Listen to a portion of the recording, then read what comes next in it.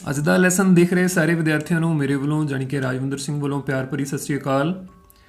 ਅੱਜ ਦਾ lesson 6ਵੀਂ class ਦੇ ਵਿਦਿਆਰਥੀਆਂ ਦੇ ਲਈ ਹੈ। ਜਿਵੇਂ ਕਿ ਤੁਹਾਨੂੰ ਪਤਾ ਹੈ ਪਿਛਲੇ ਲੈਸਨ ਦੇ ਵਿੱਚ ਆਪਾਂ ਮੌਲਿਕ ਸੰਕ੍ਰਿਆਵਾਂ ਜੋੜ ਅਤੇ ਘਟਾਓ ਦੀ ਜਿਹੜੀ ਦੁਹਰਾਈ ਕੀਤੀ ਸੀ।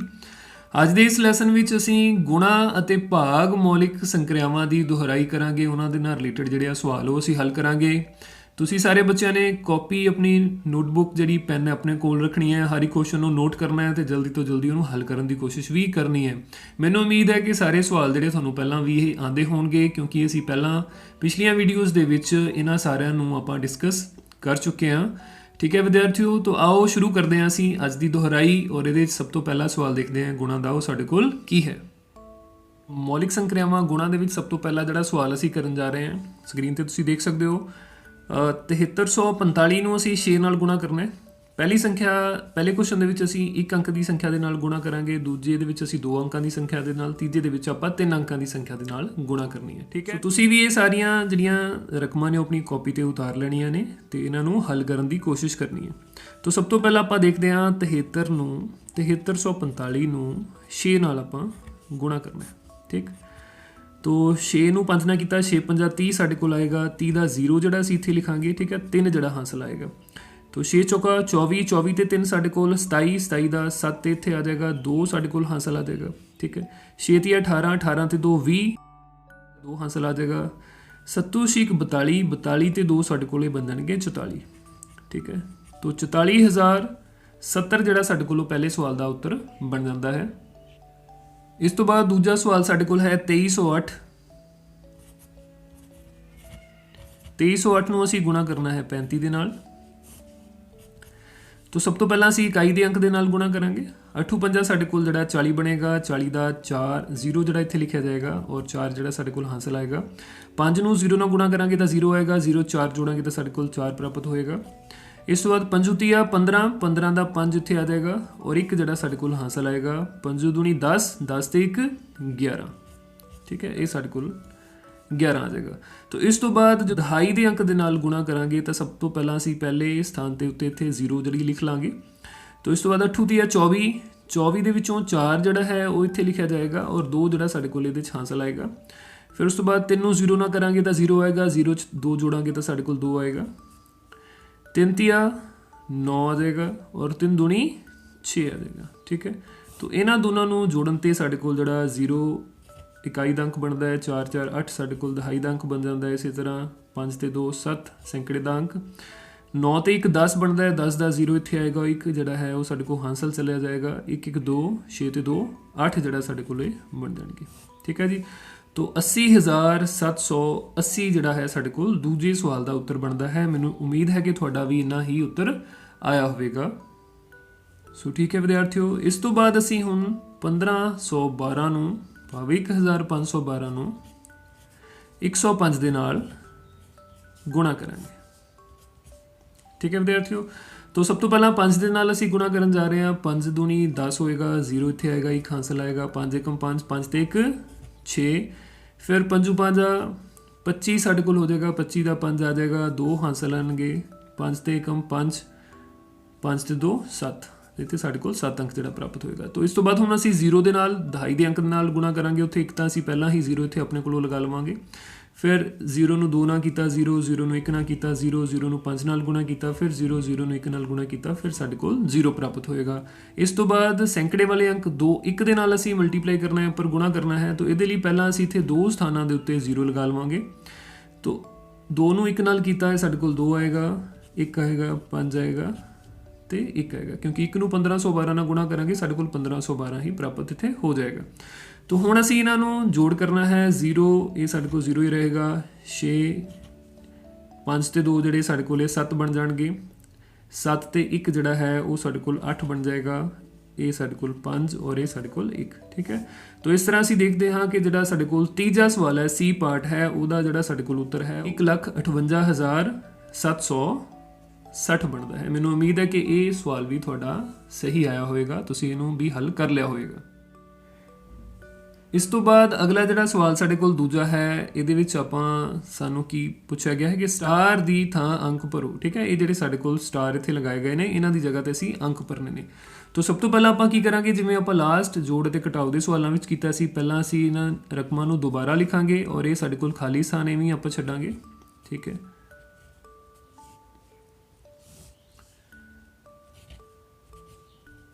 ਇਹ ਸਾਡੇ ਕੋਲ 675 ਬਣੇਗਾ। ਇਹ 0 ਹੈ, 0 ਹੈ, 1 ਹੈ ਔਰ ਇਹ ਵੀ ਸਾਡੇ ਕੋਲ ਖਾਲੀ ਸਥਾਨ ਹੈ। ਔਰ ਇਸ ਤੋਂ ਬਾਅਦ ਇਹ 8 7 7 ਤੇ ਇਹ ਵੀ ਸਾਡੇ ਕੋਲ ਖਾਲੀ ਸਥਾਨ ਜਿਹੜਾ ਉਹ ਬਣ ਜਾਏਗਾ। ਠੀਕ ਹੈ, ਤਾਂ ਵਿਦਿਆਰਥੀਓ ਦੇਖਦੇ ਆਪਾਂ ਸਭ ਤੋਂ ਪਹਿਲਾਂ 5 ਨੂੰ 5 ਦੇ ਨਾਲ ਜਦੋਂ ਅਸੀਂ ਗੁਣਾ ਕਰਾਂਗੇ ਤਾਂ ਸਾਡੇ ਕੋਲ 5 5 25 ਜਿਹੜਾ ਪ੍ਰਾਪਤ ਹੋਏਗਾ। 25 ਦਾ 5 ਇੱਥੇ ਆਏਗਾ, 2 ਜਿਹੜੇ ਉਹ ਹਾਸਲ ਆ ਜਾਣਗੇ। ਠੀਕ ਹੈ, ਫਿਰ 5 ਨੂੰ 3 ਨਾਲ ਗੁਣਾ ਕਰਾਂਗੇ ਤਾਂ ਸਾਡੇ ਕੋਲ 5 ਤੀਆ 15 15 ਦੇ ਵਿੱਚ ਇਹ 2 ਜਦੋਂ ਅਸੀਂ ਜੋੜੇ ਤਾਂ ਸਾਡੇ ਕੋਲ 17 ਬਣ ਜਾਂਦੇ ਨੇ। 17 ਦਾ 7 ਇੱਥੇ ਆ ਜਾਏਗਾ ਤੇ 1 ਜਿਹੜਾ ਸਾਡੇ ਕੋਲ ਉਹ ਹਾਸਲ ਆ ਜਾਏਗਾ।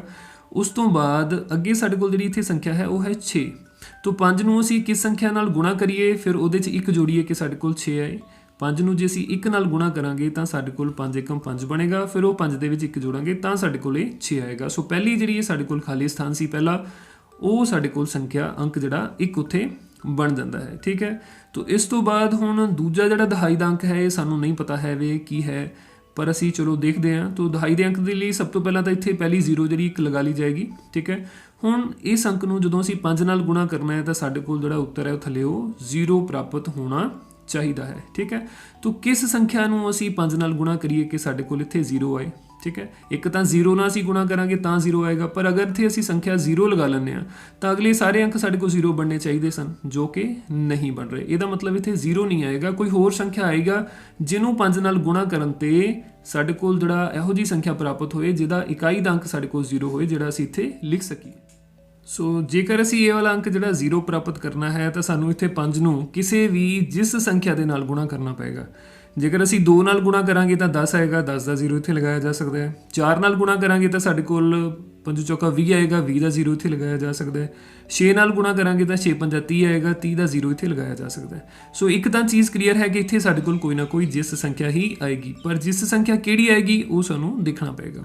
ਤਾਂ ਉਹਦੇ ਲਈ ਪਹਿਲਾਂ ਅਸੀਂ ਬਾਕੀ ਦੀਆਂ ਖਾਲੀ ਥਾਵਾਂ 'ਤੇ ਥੋੜ੍ਹਾ ਜਿਹਾ ਨਿਗਾਹ ਮਾਰਦੇ ਹਾਂ। देखो ये ਜਿਹੜਾ 5 ਤੇ 0 ਹੈ, 5 ਤੇ 0 ਦਾ ਜੋੜ ਤਾਂ ਸਾਡੇ ਕੋਲ 5 ਹੀ ਆਏਗਾ, ਤਾਂ ਇਹ ਤਾਂ ਸਾਡੇ ਕੋਲ ਸੰਖਿਆ ਜਿਹੜੀ 5 ਬਣ ਜਾਏਗੀ। ਠੀਕ ਹੈ, ਉਸ ਤੋਂ ਬਾਅਦ ਇਹ ਸਾਡੇ ਕੋਲ 7 ਤੇ 0 7 ਹੈ, 6 ਤੇ 1 7 ਹੈ। ਤਾਂ 8 6 ਤੇ 1 7 ਹੈ, ਇਹਦਾ ਮਤਲਬ 7 ਇੱਥੇ ਸਾਡੇ ਕੋਲ ਸਮਾਪਤ ਹੈ, ਅੱਗੇ ਸਾਡੇ ਕੋਲ ਕੋਈ ਹਾਸਲ ਨਹੀਂ ਜਾ ਰਿਹਾ। ਤਾਂ ਇਹਦਾ ਮਤਲਬ ਉੱਪਰ ਜਿਹੜੀ ਸੰਖਿਆ ਹੈ ਉਹ ਸਾਡੇ ਕੋਲ 8 ਹੀ ਹੋਏਗੀ, ਤਾਂ ਹੀ ਉਹਦੇ ਨੀਚੇ ਅਸੀਂ 8 ਇੱਥੇ ਲਿਖ ਸਕਾਂਗੇ। ਤਾਂ ਇਹ ਵਾਲੀ ਜਿਹੜੀ ਸੰਖਿਆ ਹੈ ਉਹ ਮੇਰੇ ਕੋਲ ਬਣ ਜਾਂਦੀ ਹੈ 8। ਠੀਕ ਹੈ, ਹੁਣ ਅਸੀਂ ਇਹ ਦੇਖਦੇ ਹਾਂ ਕਿ ਅਸੀਂ 135 ਨੂੰ ਕਿਸ ਸੰਖਿਆ ਦੇ ਨਾਲ ਗੁਣਾ ਕਰੀਏ ਤਾਂ ਕਿ ਸਾਡੇ ਕੋਲ ਜਿਹੜਾ ਹੈ 810 ਪ੍ਰਾਪਤ ਹੋ ਸਕੇ।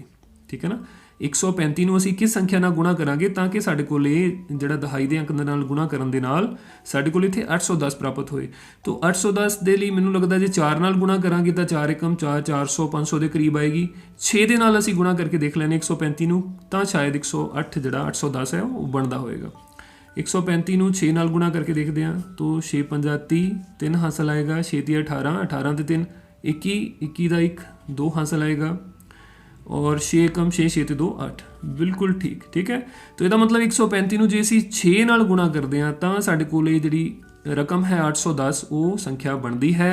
तो ਉਹਦੇ ਨਾਲ ਹੀ ਸਾਡੇ ਕੋਲ ਇਹ ਪੂਰਾ ਸਵਾਲ ਜਿਹੜਾ ਹੈ ਉਹ ਖਾਲੀ ਸਥਾਨ ਜਿੰਨੇ ਸਾਡੇ ਕੋਲ ਸੀਗੇ ਉਹ ਸਾਰੇ ਪਤਾ ਲੱਗ ਜਾਂਦੇ ਨੇ। ਠੀਕ ਹੈ, तो ਮੈਨੂੰ ਉਮੀਦ ਹੈ ਕਿ ਇਹ ਸਵਾਲ ਤੁਸੀਂ ਬਹੁਤ ਚੰਗੀ ਤਰ੍ਹਾਂ ਸਮਝ ਲਿਆ ਹੋਵੇਗਾ। ਸੋ ਤੀਜੇ ਨੰਬਰ 'ਤੇ ਅਸੀਂ ਇੱਕ ਦੁਹਰਾਈ ਕਰਾਂਗੇ ਕਿ ਕਿਸੇ ਵੀ ਸੰਖਿਆ ਦੀ 0 1 10 100 ਜਾਂ ਇਸੇ ਤਰ੍ਹਾਂ ਦੀਆਂ ਸੰਖਿਆਵਾਂ ਭਾਵ 1000 10000 ਲੱਖ ਆਦਿ ਦੇ ਨਾਲ ਗੁਣਾ ਕਰਨਾ। ਠੀਕ ਹੈ, तो ਇਹਦੇ ਬਾਰੇ ਵੀ ਅਸੀਂ ਵੈਸੇ ਪੜ੍ਹ ਚੁੱਕੇ ਹਾਂ। तो ਅਗਰ ਕਿਸੇ ਵੀ ਸੰਖਿਆ ਉਦਾਹਰਨ ਦੇ ਤੌਰ 'ਤੇ ਮੈਂ ਇੱਕ ਸੰਖਿਆ 15 ਲੈ ਲੈਣਾ। ਠੀਕ ਹੈ, ਇਹਦੀ ਜਗ੍ਹਾ 'ਤੇ ਕੋਈ ਵੀ ਸੰਖਿਆ ਲਈ ਜਾ ਸਕਦੀ ਹੈ, ਹਰ ਇੱਕ ਦੇ ਨਾਲ ਇੱਕੋ ਹੀ ਤਰੀਕੇ ਦੇ ਨਾਲ ਅਸੀਂ ਗੁਣਾ ਜਿਹੜੀ ਉਹ ਕਰਦੇ ਹਾਂ। तो 15 ਜੇ ਸਾਡੇ ਕੋਲ ਆ ਜਾਂਦੀ ਹੈ ਸੰਖਿਆ, 15 ਨੂੰ ਜਦੋਂ ਅਸੀਂ 0 ਦੇ ਨਾਲ ਗੁਣਾ ਕਰਾਂਗੇ ਤਾਂ ਸਾਨੂੰ ਪਤਾ ਹੈ ਕਿ ਕਿਸੇ ਵੀ ਸੰਖਿਆ ਨੂੰ ਜੇਕਰ ਅਸੀਂ 0 ਨਾਲ ਗੁਣਾ ਕਰਦੇ ਹਾਂ ਤਾਂ ਸਾਡੇ ਕੋਲ ਉੱਤਰ ਵੀ 0 ਹੀ ਪ੍ਰਾਪਤ ਹੋਏਗਾ। ਠੀਕ ਹੈ, तो ਇਹ ਸਾਡੇ ਕੋਲ ਬਣ ਜਾਏਗਾ 0 ਭਾਵ 0। ਇਸ ਤੋਂ ਬਾਅਦ ਅਸੀਂ 15 ਨੂੰ 1 ਨਾਲ ਗੁਣਾ ਕਰਦੇ ਹਾਂ। ਜਦੋਂ ਅਸੀਂ 15 ਨੂੰ 1 ਨਾਲ ਗੁਣਾ ਕਰਾਂਗੇ ਤਾਂ ਇਹ ਸਾਡੇ ਕੋਲ ਉੱਤਰ ਜਿਹੜਾ ਬਰਾਬਰ ਹੈ ਉਹ ਵੀ 15 ਪ੍ਰਾਪਤ ਹੋਏਗਾ। ਜਦੋਂ ਅਸੀਂ 15 ਨੂੰ 10 ਨਾਲ ਗੁਣਾ ਕਰਦੇ ਹਾਂ ਤਾਂ ਸਾਨੂੰ ਕੋਈ ਜ਼ਰੂਰਤ ਨਹੀਂ ਹੈ ਕਿ 10 ਦੇ ਨਾਲ ਇਹਨੂੰ ਗੁਣਾ ਕਰਕੇ ਅਸੀਂ ਦੇਖੀਏ, ਸਿੱਧਾ ਹੀ ਆਨਸਰ ਅਸੀਂ ਲਿਖ ਸਕਦੇ ਹਾਂ ਇਸ ਦਾ। 15 ਨੂੰ 1 ਨਾਲ ਗੁਣਾ ਕਰਾਂਗੇ ਤਾਂ 15 ਹੀ ਆਏਗਾ, ਔਰ ਇਹ ਜਿਹੜੀ 0 ਹੈ ਉਹ ਅਸੀਂ ਪਿੱਛੇ ਲਗਾ ਦੇਵਾਂਗੇ। ਠੀਕ ਹੈ, ਤਾਂ 15 ਨੂੰ 10 ਨਾਲ ਗੁਣਾ ਕਰਨ ਤੇ ਸਾਡੇ ਕੋਲ 150 ਬਣ ਜਾਂਦਾ ਹੈ। ਇਸੇ ਢੰਗ ਦੇ ਨਾਲ ਜੇਕਰ ਅਸੀਂ 15 ਨੂੰ 100 ਦੇ ਨਾਲ ਗੁਣਾ ਕਰਾਂਗੇ ਤਾਂ ਕੀ ਉੱਤਰ ਆਏਗਾ ਬੱਚਿਓ? ਬਿਲਕੁਲ ਠੀਕ, ਇਹ ਸਾਡੇ ਕੋਲ 1500 ਬਣ ਜਾਏਗਾ। ਠੀਕ ਹੈ, 15 ਨੂੰ 1 ਨਾਲ ਗੁਣਾ ਕੀਤਾ, 15 1 15, ਪਿੱਛੇ 2 ਜ਼ੀਰੋ ਜਿਹੜੀਆਂ ਦੋਨੋਂ ਸਿਫਰਾਂ ਉਹ ਪਿੱਛੇ ਆ ਜਾਣਗੀਆਂ। ਇਸੇ ਤਰ੍ਹਾਂ 15 ਨੂੰ ਜੇਕਰ ਅਸੀਂ 1000 ਨਾਲ ਗੁਣਾ ਕਰਦੇ ਹਾਂ ਤਾਂ ਇਹ ਸਾਡੇ ਕੋਲ 15000 ਬਣ ਜਾਂਦਾ ਹੈ। ਜੇ ਅਸੀਂ 15 ਨੂੰ 10000 ਨਾਲ ਗੁਣਾ ਕਰਾਂਗੇ ਤਾਂ 10000 ਦੇ ਨਾਲ 4 ਸਿਫਰਾਂ ਨੇ, ਸਾਡੇ ਕੋਲ 15 ਦੇ ਨਾਲ ਵੀ 4 ਸਿਫਰਾਂ ਜਿਹੜੀਆਂ ਉਹ ਆ ਜਾਣਗੀਆਂ। 1,50,000 ਜਿਹੜੀ ਹੈ ਉਹ ਸਾਡੇ ਕੋਲ ਸੰਖਿਆ ਬਣ ਜਾਏਗੀ। ਇਸੇ ਤਰ੍ਹਾਂ ਅਗਲੀ ਸੰਖਿਆ ਤੁਸੀਂ ਦੱਸ ਸਕਦੇ ਹੋ ਕਿ ਕੀ ਆਏਗੀ। 15 ਨੂੰ ਜਦੋਂ ਅਸੀਂ 1 ਲੱਖ ਦੇ ਨਾਲ ਗੁਣਾ ਕਰਾਂਗੇ ਤਾਂ ਸਾਡੇ ਕੋਲ 15 ਏਕਮ 15 ਰਹੇਗਾ, ਔਰ ਪਿੱਛੇ ਸਾਡੇ ਕੋਲ ਇਹ 5 ਸਿਫਰਾਂ ਜਿਹੜੀਆਂ ਉਹ ਆ ਜਾਣਗੀਆਂ। ਠੀਕ ਹੈ, ਇਹਦੇ ਨਾਲ ਜਿਹੜੀ ਸੰਖਿਆ ਹੈ ਸਾਡੇ ਕੋਲ ਉਹ ਕਿੰਨੀ ਬਣ ਜਾਂਦੀ ਹੈ? 15 ਲੱਖ। ਤੋ ਇਸੇ ਢੰਗ ਦੇ ਨਾਲ ਇੱਕ ਦੇ ਨਾਲ ਚਾਹੇ ਜਿੰਨੀਆਂ ਵੀ ਜ਼ੀਰੋਆਂ ਲੱਗੀਆਂ ਨੇ ਉਹਨੂੰ ਅਸੀਂ ਕਿਸੇ ਵੀ ਸੰਖਿਆ ਦੇ ਨਾਲ ਗੁਣਾ ਕਰੀਏ ਤਾਂ ਉਹ ਉਨੀਆਂ ਹੀ ਜ਼ੀਰੋਆਂ ਉਸ ਸੰਖਿਆ ਦੇ ਪਿੱਛੇ ਲੱਗ ਕੇ ਸਾਡੇ ਕੋਲ ਉੱਤਰ ਜਿਹੜਾ ਹੈ ਉਹ ਪ੍ਰਾਪਤ ਹੋ ਜਾਂਦਾ ਹੈ। ਠੀਕ ਹੈ ਵਿਦਿਆਰਥੀਓ, ਇਹ ਬਹੁਤ ਹੀ ਇੰਪੋਰਟੈਂਟ ਚੀਜ਼ ਹੈ। ਬਹੁਤ ਸਵਾਲਾਂ ਦੇ ਵਿੱਚ ਤੁਸੀਂ ਬਹੁਤ ਈਜ਼ੀਲੀ ਇਹਨਾਂ ਨੂੰ ਯੂਜ਼ ਕਰਕੇ ਆਪਣੀ ਜਿਹੜੀ ਕੈਲਕੂਲੇਸ਼ਨ ਹੈ, ਗਣਨਾ ਹੈ, ਉਹਨੂੰ ਘਟਾ ਸਕਦੇ ਹੋ। ਆਓ ਇਸੇ ਚੀਜ਼ ਦੇ ਅਭਿਆਸ ਲਈ ਕੁਝ ਸਵਾਲ ਜਿਹੜੇ ਆਪਾਂ ਉਹ ਦੇਖ ਲੈਂਦੇ ਹਾਂ। ਜਿਵੇਂ 451 ਨੂੰ ਜੇਕਰ ਅਸੀਂ 1 ਨਾਲ ਗੁਣਾ ਕਰਦੇ ਹਾਂ ਤਾਂ ਇਹ ਸਾਡੇ ਕੋਲ 451 ਹੀ ਪ੍ਰਾਪਤ ਹੋਏਗਾ। Very good.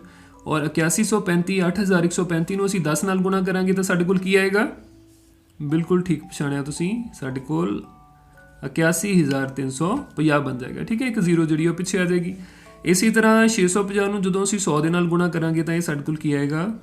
ਇੱਕ ਜ਼ੀਰੋ ਤਾਂ ਇਹਦੇ 'ਚ ਪਹਿਲੇ ਹੀ ਹੈ, 2 ਸਿਫਰਾਂ ਜਿਹੜੀਆਂ ਉਹ ਹੋਰ ਲੱਗ ਜਾਣਗੀਆਂ ਤਾਂ ਸਾਡੇ ਕੋਲ 65000 ਬਣ ਜਾਏਗਾ। ਠੀਕ ਹੈ, तो 3090 ਨੂੰ ਜਦੋਂ ਅਸੀਂ 0 ਨਾਲ ਗੁਣਾ ਕਰਾਂਗੇ ਤਾਂ ਕੀ ਉੱਤਰ ਆਏਗਾ ਬੱਚਿਓ?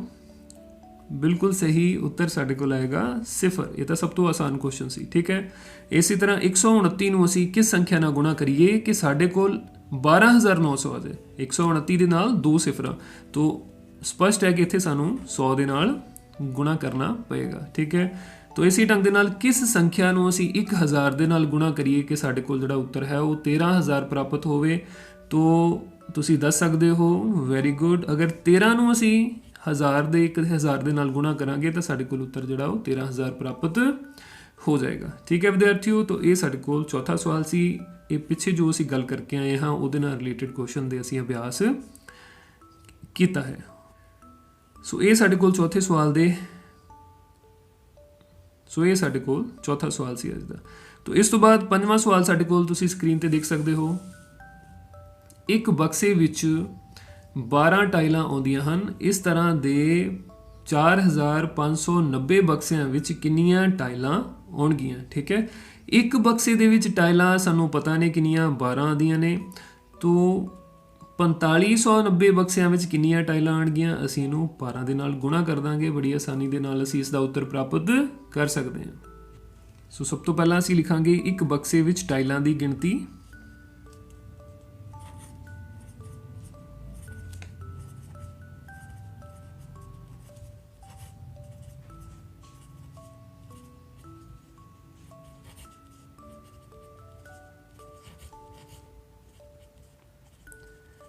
ਇੱਕ ਬਕਸੇ ਵਿੱਚ ਸਾਡੇ ਕੋਲ ਟਾਈਲਾਂ ਦੀ ਜਿਹੜੀ ਗਿਣਤੀ ਹੈ ਉਹ 12 ਹੈ। तो ਇਹ ਇਸੇ ਤਰ੍ਹਾਂ ਦੇ 4590 ਬਕਸਿਆਂ ਵਿੱਚ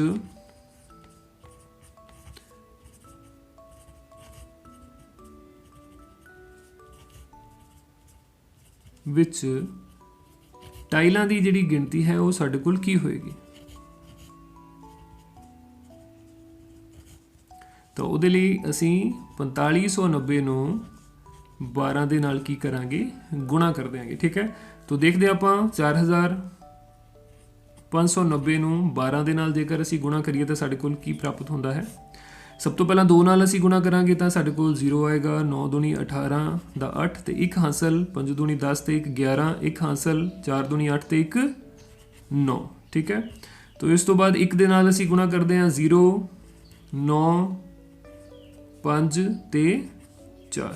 ठीक है, तो जोड़ असी करांगे दा साडे कोल 0 प्राप्त होएगा। 8 ते 0 साडे कोल 8 आएगा। 9 ते 1 10, 1 0 इत्थे आएगी, हासिल चले जाएगा। 9 ते 1 10 बन गए, 10 ते 5 15, 15 दा 5 साडे कोल इत्थे आ गया, 1 हासिल, तो 4 ते 1 साडे कोल 5। तो कहने दा भाव है जिहड़ा साडे कोल ਉੱਤਰ ਹੈ ਉਹ ਕੀ ਬਣ ਜਾਂਦਾ ਹੈ 55,080। ਸੋ ਇਸ ਤਰ੍ਹਾਂ ਦੇ 4,590 ਬਕਸਿਆਂ ਦੇ ਵਿੱਚ ਸਾਡੇ ਕੋਲ ਜਿਹੜੀ ਟਾਈਲਾਂ ਦੀ ਗਿਣਤੀ ਹੈ ਉਹ ਹੋ ਜਾਏਗੀ 55,080। ਸੋ ਇਸ ਤਰ੍ਹਾਂ 4,590 ਬਕਸਿਆਂ ਵਿੱਚ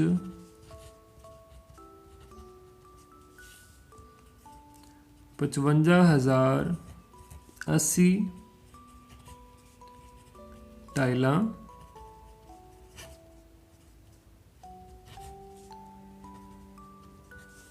ਆਉਣਗੀਆਂ।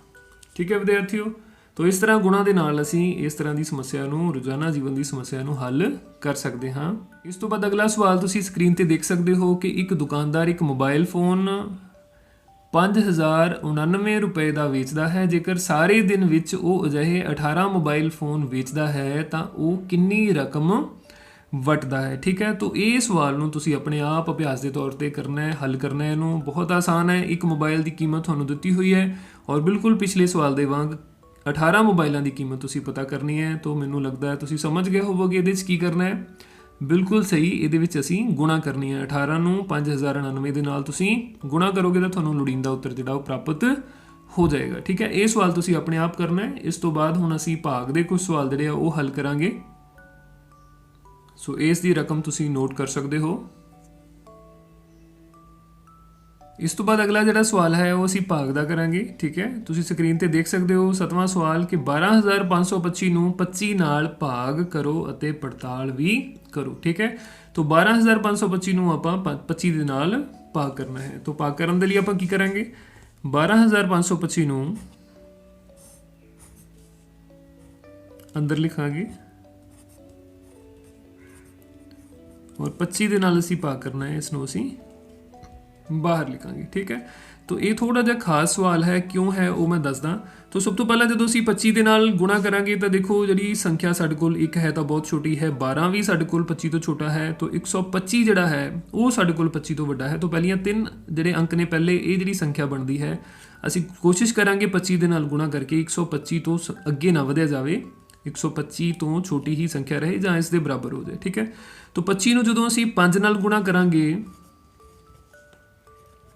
तो यह साढ़े कोल 5 5 25 2 हासिल 5 दूनी 10 ते 2 12, तो यह साढ़े कोल 1200 125 जिहड़ा वो बन जाता है। ठीक है, तो पहला भागफल का जिहड़ा अंक है साढ़े कोल 5 आएगा और इत्थे असीं 125 दे नाल इहनूं माइनस करांगे जदों तो यह साढ़े कोल नीचे 0 जिहड़ा प्राप्त हो जाएगा। ठीक है, तो इस तो बाद असीं हुण की करना है, उपरों असीं एक संख्या जिहड़ी है 2 वो थल्ले उतारांगे। ठीक है, हुण 2 जिहड़ी संख्या है 25 तो छोटी है, ਇਹਦਾ मतलब अजे साडा जिहड़ा मसला वो हल नहीं होएगा, तो असीं नूं एक संख्या जिहड़ी होर उत्तों उतारनी पेगी, एक अंक, तो टोटल जिहड़ा 25 असीं नीचे उतारांगे। तो बच्चों जदों भी सानूं किसी सवाल दे विच इवें 2 अंक इकट्ठे उतारने पैंदे ने तो असीं भागफल दे विच एक 0 जिहड़ी वो जरूर ऐड करनी है। जे नहीं करोगे तो तुहाडा सवाल जिहड़ा वो गलत हो जाएगा। ठीक है, बहुत बार बच्चे ये गलती करते हैं, जदों 2 अंक उतारन की लोड़ पैंदी है उपरों इकट्ठे तो वो इत्थे 0 1 नहीं लगाते। एक अंक उतारना है तो वो सानू 0 लगाने की लोड़ नहीं है, बट अगर असी 2 अंक इकट्ठे सानू उतारने पै जाते हैं किसी केस दे विच तो इत्थे असी 0 1 जरूर लगानी है। अगर 3 अंक उतारने पै जाते हैं तो साडे कोल इत्थे 2 0 जिहड़ियां लगाणियां पैणगियां, सानू 2 सिफरां लगाणियां पैणगियां। ठीक है, तो 25 नूं हुण असी 25 दे नाल करना है, तो 25 नूं 25 नाल भाग ईजीली कीता जा सकदा है। 25 नूं असी 1 नाल गुणा करांगे तो साडे कोल 25 आएगा। ठीक है, तो घटाओ करके साढ़े कोल जिहड़ा बाकी है वो की बन जाएगा 0। तो कहने का भाव है 12,525 नूं 25 नाल भाग कीतिआं साढ़े कोल भागफल 501 प्राप्त होंदा है। हुण इस सवाल दे विच सानूं पड़ताल भी अगर करन नूं किहा है तो असीं की करना है 25 नूं 501 दे नाल असीं गुणा करके देखना है कि बाकी साढ़े कोल वाकई साढ़े कोल जिहड़ा गुणनफल है वो 12,525 बनता है या नहीं। ठीक है, तो पड़ताल दे विच आपां की करांगे 501 नूं 25 नाल गुणा करांगे। ठीक है, तो सब तो पहला 5 नूं 1 ना कीता है साडे कोल 5 आएगा, 5 नूं 0 ना कीता 0 आएगा, 5 5 साडे कोले 25 हो जाएगा। ठीक, इस तो बाद 2 दे नाल 2 एकम 2 आएगा, 2 नूं 0 ना करांगे तो 0 आएगा, 5 दूनी साडे कोल जिहड़ा की हो जाएगा 10 हो जाएगा। तो 5 थले आ जाएगा, 2 नूं 0 ना जोड़िया तो 2 आएगा, ये साढ़े कोल 5 आएगा, ये साढ़े कोल 2 आएगा, ये साढ़े कोल 1 आएगा। ठीक है विद्यार्थियों, तो बिल्कुल ठीक है। 501 ਨੂੰ ਜਦੋਂ ਅਸੀਂ 25 ਦੇ ਨਾਲ ਗੁਣਾ ਕੀਤਾ ਤਾਂ ਸਾਡੇ ਕੋਲ ਜਿਹੜਾ ਗੁਣਨਫਲ ਹੈ ਉਹ 12525 ਬਣਦਾ ਹੈ। ਇਹਦਾ ਮਤਲਬ ਕੀ ਹੈ ਕਿ ਪੜਤਾਲ ਸਾਨੂੰ ਇਹ ਦੱਸਦੀ ਹੈ ਕਿ ਸਾਡਾ ਜਿਹੜਾ ਉੱਤਰ 501 ਉਹ ਬਿਲਕੁਲ ਹੀ ਸਹੀ ਹੈ। ਠੀਕ ਹੈ, तो ਇਹਦੇ ਵਿੱਚ ਜਿਹੜਾ ਸਾਡੇ ਕੋਲ ਭਾਗਫਲ ਕੀ ਆ ਜਾਂਦਾ ਹੈ 501 ਜਿਹੜਾ ਉਹ ਸਾਨੂੰ ਪ੍ਰਾਪਤ ਹੁੰਦਾ ਹੈ, जो कि पड़ताल राही ਅਸੀਂ देख लिया है कि बिल्कुल सही है। इस तो बाद बहुत इंपॉर्टेंट एक ਜਿਹੜਾ रूल है, सूत्र है, वो की है कि 0 ਨੂੰ ਜੇ ਅਸੀਂ 7 ਨਾਲ ਭਾਗ ਕਰਦੇ ਹਾਂ ਸਾਡੇ ਕੋਲ 0 ਆਉਂਦਾ ਹੈ। 0 ਨੂੰ ਅਸੀਂ ਕਿਸੇ ਵੀ ਸੰਖਿਆ ਦੇ ਨਾਲ ਭਾਗ ਕਰਾਂਗੇ ਸਾਡੇ ਕੋਲ 0 ਹੀ ਪ੍ਰਾਪਤ ਹੋਏਗਾ। 0 ਨੂੰ ਕਿਸੇ ਸੰਖਿਆ ਨਾਲ 0 ਤੋਂ ਬਿਨਾ ਕਿਸੇ ਵੀ ਸੰਖਿਆ ਨਾਲ 0 ਨੂੰ ਜੇਕਰ ਅਸੀਂ ਭਾਗ ਕਰੀਏ ਤਾਂ ਭਾਗ ਕਰਨ ਤੇ ਉੱਤਰ 0 ਹੀ ਹੋਵੇਗਾ। ਇਹ ਤੁਸੀਂ ਜ਼ਰੂਰ ਯਾਦ ਰੱਖਣਾ ਹੈ ਜਦੋਂ ਵੀ ਕਿਤੇ ਸਾਨੂੰ ਇਸ ਦੀ ਜ਼ਰੂਰਤ ਪੈਂਦੀ ਹੈ ਕਿਸੇ ਵੀ ਸਵਾਲ ਦੇ ਵਿੱਚ ਕਿ 0 ਨੂੰ ਕਿਸੇ ਵੀ ਸੰਖਿਆ ਨਾਲ ਭਾਗ ਕੀਤਾ ਤਾਂ ਉਹਦਾ ਉੱਤਰ ਹਮੇਸ਼ਾ 0 ਹੀ ਆਏਗਾ। ਉਦਾਹਰਨ ਦੇ ਤੌਰ ਤੇ ਇੱਥੇ 7 ਲਿਆ ਗਿਆ ਹੈ। ਕਿਸੇ ਸੰਖਿਆ ਨੂੰ 0 ਨਾਲ ਭਾਗ ਨਹੀਂ ਕੀਤਾ ਜਾ ਸਕਦਾ। ਇਸ ਦੇ ਨਾਲ ਹੀ ਇਹ ਵੀ ਚੀਜ਼ ਅਸੀਂ ਯਾਦ ਰੱਖਣੀ ਹੈ, 0 ਨੂੰ ਕੋਈ ਵੀ ਭਾਗ ਕਰੇ ਤਾਂ 0 ਉੱਤਰ ਆਏਗਾ, ਪਰ 0 ਦੇ ਨਾਲ ਕਿਸੇ ਵੀ ਸੰਖਿਆ ਨੂੰ ਭਾਗ ਨਹੀਂ ਕੀਤਾ ਜਾ ਸਕਦਾ। ਜਿਵੇਂ ਇੱਥੇ 0 ਭਾਗ 7 ਬਰਾਬਰ 0 ਹੈ, ਅਗਰ 7 ਭਾਗ 0 ਆਪਾਂ ਲਿਖਣਾ ਹੋਵੇ ਤਾਂ ਇਹ ਸੰਭਵ ਨਹੀਂ ਹੈ। ਠੀਕ ਹੈ, ਇਹ ਸੰਭਵ ਨਹੀਂ ਹੈ। ਆਪਾਂ ਕਿਸੇ ਵੀ ਸੰਖਿਆ ਨੂੰ 0 ਨਾਲ ਭਾਗ ਨਹੀਂ ਕਰ ਸਕਦੇ। ਠੀਕ ਹੈ ਵਿਦਿਆਰਥੀਓ, ਇਸ ਤੋਂ ਬਾਅਦ ਅੱਗੇ ਸਾਡੇ ਕੋਲ 8ਵਾਂ ਸਵਾਲ ਹੈ ਕਿ ਇੱਕ ਦੁਕਾਨਦਾਰ ਕੋਲ 36,540 ਖਿਡੌਣੇ ਸਨ। ਉਸਨੇ ਹਰ ਰੋਜ਼ 15 ਖਿਡੌਣੇ ਵੇਚੇ ਤਾਂ ਸਾਰੇ ਖਿਡੌਣੇ ਵੇਚਣ ਵਿੱਚ ਉਸਨੂੰ ਕਿੰਨੇ ਦਿਨ ਲੱਗੇ ਹੋਣਗੇ। ਠੀਕ ਹੈ ਵਿਦਿਆਰਥੀਓ, ਤਾਂ 36,540 ਉਹਦੇ ਕੋਲ ਟੋਟਲ ਖਿਡੌਣੇ ਸੀਗੇ। ਉਸਨੇ ਹਰ ਰੋਜ਼ 15 ਖਿਡੌਣੇ ਵੇਚੇ ਤਾਂ ਸਾਰੇ ਖਿਡੌਣੇ ਵੇਚਣ ਵਿੱਚ ਉਸਨੂੰ ਕਿੰਨੇ ਦਿਨ ਲੱਗਣਗੇ। ਤਾਂ ਇੱਕ ਦਿਨ ਵਿੱਚ ਅਗਰ ਉਹ 15 ਖਿਡੌਣੇ ਦੇ ਵਿੱਚੋਂ ਵੇਚਦਾ ਹੈ, 15 ਇਹਦੇ ਚੋਂ ਘਟ ਜਾਂਦੇ ਨੇ, ਦੂਜੇ ਦਿਨ ਹੋਰ 15 ਵੇਚਦਾ ਹੈ, ਤਾਂ ਟੋਟਲ ਕਿੰਨੇ ਦਿਨ ਲੱਗਣਗੇ ਕਿ ਸਾਰੇ ਖਿਡੌਣੇ ਵਿਕ ਜਾਣ। ਉਹਦੇ ਲਈ ਅਸੀਂ ਇੱਕ ਤਾਂ ਇਹ ਕਰ ਸਕਦੇ ਹਾਂ ਕਿ ਇਹਦੇ ਚੋਂ ਅਸੀਂ 15 ਮਾਈਨਸ ਕਰਦੇ ਜਾਈਏ, ਦੇਖੀਏ ਕਿੰਨੀ ਵਾਰ ਮਾਈਨਸ ਕਰਨ ਤੇ ਸਾਡੇ ਕੋਲ ਜਿਹੜਾ ਉੱਤਰ ਹੈ ਉਹ 0 ਪ੍ਰਾਪਤ ਹੁੰਦਾ ਹੈ। ਪਰ ਉਹ ਇੱਕ ਬਹੁਤ ਲੰਬਾ ਪ੍ਰੋਸੈਸ ਹੋ ਜਾਏਗਾ। ਉਹਦੀ ਜਗ੍ਹਾ ਤੇ ਘਟਾਓ ਨੂੰ ਅਸੀਂ ਭਾਗ ਦੇ ਵਿੱਚ ਬਦਲ ਸਕਦੇ ਹਾਂ। ਅਸੀਂ 36,540 ਨੂੰ 15 ਨਾਲ ਭਾਗ ਕਰਾਂਗੇ ਤਾਂ ਭਾਗ ਕਰਕੇ ਜੋ ਸਾਡੇ ਕੋਲ ਭਾਗਫਲ ਪ੍ਰਾਪਤ ਹੋਏਗਾ ਉਹ ਹੀ ਸਾਡੇ ਕੋਲ ਲੋੜੀਂਦੇ ਦਿਨਾਂ ਦੀ ਗਿਣਤੀ ਹੋਏਗੀ। ਸੋ ਕਰਦੇ ਹਾਂ ਅਸੀਂ 36,540 ਨੂੰ,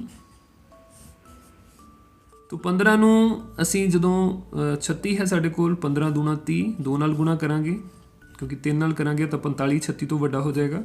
तो ਮਾਈਨਸ ਕਰਾਂਗੇ ਸਾਡੇ ਕੋਲ ਜਿਹੜਾ ਉੱਪਰੋਂ 6 ਪ੍ਰਾਪਤ ਹੋਏਗਾ। ਇਸ ਤੋਂ ਬਾਅਦ ਅਗਲਾ ਜਿਹੜਾ ਅੰਕ ਹੈ ਉਹ ਸਾਡੇ ਕੋਲ 5 ਆ ਜਾਂਦਾ ਹੈ। ਠੀਕ ਹੈ, तो 15 ਏਕਮ 15, 15 ਦੂਣਾ 30, 45 ਤੇ 60, 15 ਚੌਕੇ ਸਾਡੇ ਕੋਲ ਜਿਹੜਾ ਉਹ 60 ਬਣਨਗੇ। तो ਮਾਈਨਸ ਕਰਾਂਗੇ ਫਿਰ ਸਾਡੇ ਕੋਲ ਜਿਹੜਾ 5 ਪ੍ਰਾਪਤ ਹੋਏਗਾ। ਇਸ ਤੋਂ ਬਾਅਦ ਉੱਪਰੋਂ ਜਿਹੜੀ ਸੰਖਿਆ ਸੀ ਉਹ 4 ਉਤਾਰ ਲੈਂਦੇ ਹਾਂ। तो 15, 30, 45, 15 ਨੂੰ 3 ਨਾਲ ਅਸੀਂ ਗੁਣਾ ਕਰਾਂਗੇ ਤਾਂ ਸਾਡੇ ਕੋਲ 45 ਆਏਗਾ। तो 54 ਚੋਂ 45 ਜਦੋਂ ਮਾਈਨਸ ਕੀਤੇ ਤਾਂ ਇਹ ਸਾਡੇ ਕੋਲ 9 ਪ੍ਰਾਪਤ। 54 ਚੋਂ 45 ਮਾਈਨਸ ਕੀਤੇ ਸਾਡੇ ਕੋਲ 9, 0 ਅਸੀਂ ਉਤਾਰੀ। ਠੀਕ ਹੈ, तो 90 ਸਾਡੇ ਕੋਲ ਬਣਿਆ, 15 ਛਿਕਾ 90 ਸਾਡੇ ਕੋਲ ਪ੍ਰਾਪਤ ਹੋ ਜਾਂਦਾ ਹੈ। 90 ਚੋਂ 90 ਘਟਾਏ ਤਾਂ ਬਾਕੀ ਸਾਡੇ ਕੋਲ 0 ਆ ਗਿਆ। ਇਹਦਾ ਮਤਲਬ ਕੀ ਹੈ ਕਿ ਦੁਕਾਨਦਾਰ ਨੂੰ ਸਾਰੇ ਖਿਡੌਣੇ ਵੇਚਣ ਲਈ ਅਗਰ ਉਹ ਹਰ ਰੋਜ਼ 15 ਖਿਡੌਣੇ ਵੇਚਦਾ ਹੈ ਤਾਂ 2436 ਦਿਨ 2436 ਦਿਨ ਉਹਨੂੰ ਟੋਟਲ ਲੱਗਣਗੇ ਸਾਰੇ ਦੇ ਖਿਡੌਣੇ ਵੇਚਣ ਦੇ ਲਈ। ਠੀਕ ਹੈ, ਤਾਂ ਆਪਾਂ ਇੱਥੇ ਲਿਖ ਦਿੰਦੇ ਹਾਂ। ਸੋ ਦੁਕਾਨਦਾਰ ਨੂੰ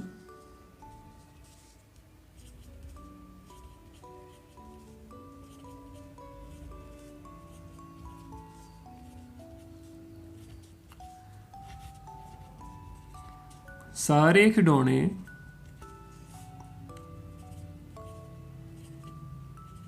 ਵੇਚਣ ਲਈ ਕੁੱਲ 2436 ਦਿਨ ਲੱਗਣਗੇ।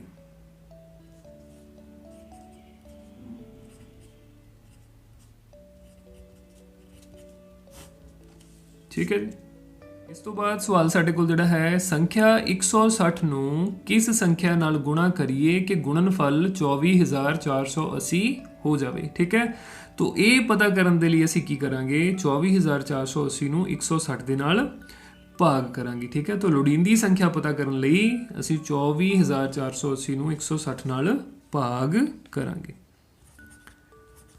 ਲੋੜੀਂਦੀ ਸੰਖਿਆ ਪਤਾ ਕਰਨ ਲਈ ਅਸੀਂ 24,480 ਨੂੰ 160 ਨਾਲ ਭਾਗ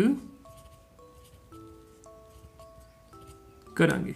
ठीक है, भाव के 24,480 वटा 160 असी करना है। ठीक है, तो विद्यार्थियों इवें मैं क्यों लिखा, क्योंकि जी अखीर दे विच साडे कोल दोनों जीरोआं ने उपर ते नीचे, ये दोनों सिफरां जिहड़ियां एक दूजे दे नाल कट्टियां जा सकदियां ने।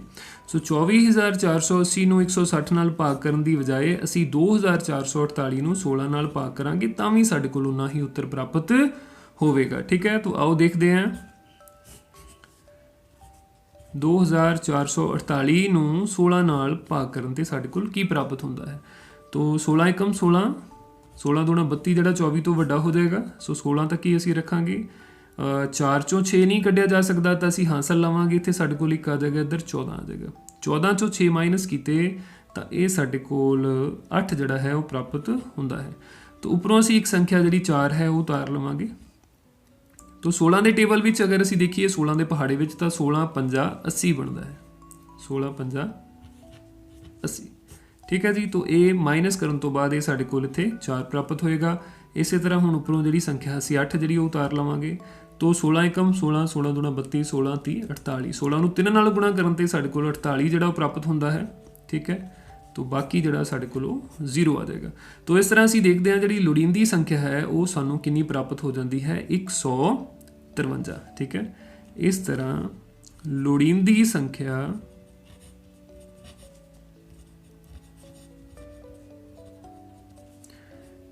ਇੱਕ 153 ਨੂੰ ਜੇਕਰ ਅਸੀਂ 160 ਨਾਲ ਗੁਣਾ ਕਰਾਂਗੇ ਤਾਂ ਸਾਡੇ ਕੋਲ 24,480 ਆ ਜਾਏਗਾ। ਉਹ ਤੁਸੀਂ ਆਪਣੇ ਆਪ ਕਰਕੇ ਇਸ ਦੀ ਪੜਤਾਲ ਕਰ ਸਕਦੇ ਹੋ। ਬਾਅਦ ਸਾਡੇ ਕੋਲ ਆਖਰੀ ਸਵਾਲ ਜਿਹੜਾ ਅੱਜ ਦਾ ਅਸੀਂ ਕਰਨਾ ਹੈ ਉਹ ਹੈ ਕਿ ਮੈਨੂੰ 25,000 ਖੁੱਲੇ ਚਾਹੀਦੇ ਹਨ, ਮੈਨੂੰ ਹੇਠ ਲਿਖੇ ਕਿੰਨੇ ਕਿੰਨੇ ਨੋਟ ਮਿਲ ਸਕਦੇ ਹਨ। ਠੀਕ ਹੈ, तो 25,000 ਖੁੱਲੇ ਚਾਹੀਦੇ ਨੇ। ਇਹਦੇ ਵਾਸਤੇ 1000 ਦੇ ਨੋਟ ਵੀ ਮਿਲ ਸਕਦੇ ਨੇ, 500 ਦੇ ਵੀ ਤੇ 100 ਦੇ ਵੀ। ਜੇਕਰ 1000 ਦੇ ਹੀ ਸਾਰੇ ਨੋਟ ਹੋਣਗੇ ਤਾਂ ਸਾਨੂੰ ਉਹ ਕਿੰਨੇ ਨੋਟ ਪ੍ਰਾਪਤ ਹੋਣਗੇ। तो 25,000 ਹੈ, ਭਾਵ 25,000 ਨੂੰ ਅਸੀਂ 1000 ਨਾਲ ਭਾਗ ਕਰਕੇ ਦੇਖਾਂਗੇ ਤਾਂ ਜੋ ਸਾਡੇ ਕੋਲ ਉੱਤਰ ਪ੍ਰਾਪਤ ਹੋਏਗਾ ਉਹੀ ਇੱਥੇ ਲਿਖਿਆ ਜਾਏਗਾ। ਠੀਕ ਹੈ, तो 25,000 ਨੂੰ ਜਦੋਂ ਅਸੀਂ 1000 ਨਾਲ ਭਾਗ ਕਰਦੇ ਹਾਂ ਤਾਂ ਜਿਹੜੀਆਂ ਤਿੰਨੋਂ ਸਿਫਰਾਂ ਨੇ ਇਹ ਸਾਡੇ ਕੋਲ ਕੱਟੀਆਂ ਜਾਣਗੀਆਂ, ਸਾਡੇ ਕੋਲ ਉੱਤਰ ਜਿਹੜਾ 25 ਹੀ ਪ੍ਰਾਪਤ ਹੋ ਜਾਂਦਾ ਹੈ। ਠੀਕ ਹੈ, ਤਾਂ ਇਹਦਾ ਮਤਲਬ 1000 ਦੇ ਜੇਕਰ ਸਾਡੇ ਕੋਲ 25 ਨੋਟ ਹੋਣਗੇ ਤਾਂ ਉਹ 25,000 ਬਣ ਜਾਏਗਾ। ਇਸੇ ਢੰਗ ਦੇ ਨਾਲ 25,000 ਦੇ ਅਗਰ ਨੋਟ ਅਸੀਂ 500 ਦੇ ਨੋਟ ਦਾ 25,000 ਕਰਨਾ ਹੈ ਤਾਂ ਫਿਰ ਕੀ ਕਰਾਂਗੇ, ਅਸੀਂ 25,000 ਨੂੰ 500 ਦੇ ਨਾਲ ਭਾਗ ਕਰ ਦਿਆਂਗੇ। ਠੀਕ ਹੈ, 25,000 ਨੂੰ ਅਸੀਂ 500 ਦੇ ਨਾਲ ਭਾਗ ਕਰਾਂਗੇ तो 0 ਦੇ ਨਾਲ 0 ਭਾਗ ਕਰ ਲੈਂਗੇ, ਕੱਟ ਜਾਂਦੀ ਹੈ। तो ਇਹ ਸਾਡੇ ਕੋਲ 250/5 ਬਚਦਾ ਹੈ। ਠੀਕ ਹੈ, तो 250 ਨੂੰ ਜਦੋਂ ਅਸੀਂ 5 ਨਾਲ ਭਾਗ ਕਰਾਂਗੇ ਤਾਂ ਇਹ ਸਾਡੇ ਕੋਲ ਬਰਾਬਰ 50 ਆ ਜਾਂਦਾ ਹੈ। ਠੀਕ ਹੈ, ਤੇ ਇਹਦਾ ਮਤਲਬ 500 ਦੇ ਜੇਕਰ ਸਾਡੇ ਕੋਲ 50 ਨੋਟ ਹੋ ਜਾਂਦੇ ਨੇ ਤਾਂ ਉਹ ਸਾਡੇ ਕੋਲ 25,000 ਦੇ ਬਰਾਬਰ ਹੋ ਜਾਂਦਾ ਹੈ। ਸੋ ਇਸੇ ਤਰ੍ਹਾਂ ਜੇਕਰ 100 ਦੇ ਨੋਟ ਹੀ ਅਸੀਂ ਸਾਰੇ ਲੈਣੇ ਹੋਣ ਫਿਰ 25,000 ਦੇ ਕਿੰਨੇ ਸਾਡੇ ਕੋਲ ਨੋਟ ਬਣਨੇ ਚਾਹੀਦੇ ਨੇ, 100 ਦੇ ਨੋਟ ਕਿੰਨੇ ਬਣਨੇ ਚਾਹੀਦੇ ਨੇ, ਉਹਦੇ ਲਈ ਅਸੀਂ 25,000 ਨੂੰ 100 ਦੇ ਨਾਲ ਭਾਗ ਕਰਕੇ ਦੇਖ ਲੈਂਦੇ ਹਾਂ। ਠੀਕ ਹੈ, 25,000 ਨੂੰ ਜਦੋਂ ਅਸੀਂ 100 ਨਾਲ ਭਾਗ ਕਰਾਂਗੇ ਤਾਂ ਇਹ ਦੋ ਸਿਫਰਾਂ ਜਿਹੜੀਆਂ ਉਹ ਕੱਟੀਆਂ ਜਾਣਗੀਆਂ, ਸਾਡੇ ਕੋਲ ਜਿਹੜਾ ਉੱਤਰ ਹੈ ਉਹ 250 ਪ੍ਰਾਪਤ ਹੋ ਜਾਏਗਾ। ਇਹਦਾ ਮਤਲਬ 100 ਦੇ ਜੇਕਰ ਸਾਡੇ ਕੋਲ 250 ਨੋਟ ਬਣਦੇ ਨੇ ਤਾਂ ਸਾਡੇ ਕੋਲ ਟੋਟਲ ਜਿਹੜਾ ਹੈ ਉਹ 25,000 ਬਣੇਗਾ। ਠੀਕ ਹੈ ਵਿਦਿਆਰਥੀਓ, ਤਾਂ ਇਹਦੇ 'ਚ ਅਸੀਂ ਕੀ ਕੀਤਾ ਹੈ, ਇਹਦੇ 'ਚ ਅਸੀਂ ਭਾਗ ਕੀਤੀ ਹੈ ਆਪਣੇ ਮਸਲੇ ਨੂੰ ਹੱਲ ਕਰਨ ਦੇ ਲਈ।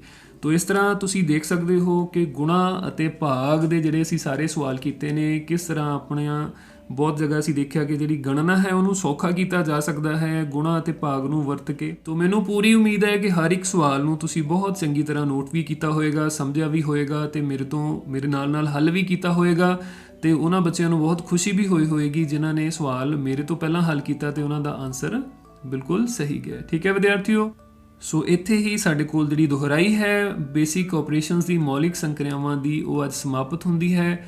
ਪਰ ਇਹ ਦੁਹਰਾਈ ਤੁਸੀਂ ਹੋਰ ਕਿਤਾਬ ਦੇ ਵਿੱਚੋਂ ਆਪਣੇ ਸਵਾਲ ਦੇਖ ਕੇ ਕਰਦੇ ਰਹਿਣਾ ਹੈ ਜਦੋਂ ਤੱਕ ਸਾਰੀਆਂ ਚੀਜ਼ਾਂ ਤੁਹਾਡੇ ਵਾਸਤੇ ਬਹੁਤ ਜ਼ਿਆਦਾ ਈਜ਼ੀ ਨਹੀਂ ਹੋ ਜਾਂਦੀਆਂ, ਸੌਖੀਆਂ ਨਹੀਂ ਹੋ ਜਾਂਦੀਆਂ। ਠੀਕ ਹੈ, ਤੋ ਠੀਕ ਹੈ ਵਿਦਿਆਰਥੀਓ, ਤੋ ਮਿਲਾਂਗੇ ਅਗਲੇ ਲੈਸਨ ਦੇ ਵਿੱਚ। ਉਦੋਂ ਤੱਕ ਮੈਨੂੰ ਰਾਜਵਿੰਦਰ ਸਿੰਘ ਨੂੰ ਇਜਾਜ਼ਤ ਦਿਓ। ਸਤਿ ਸ਼੍ਰੀ ਅਕਾਲ।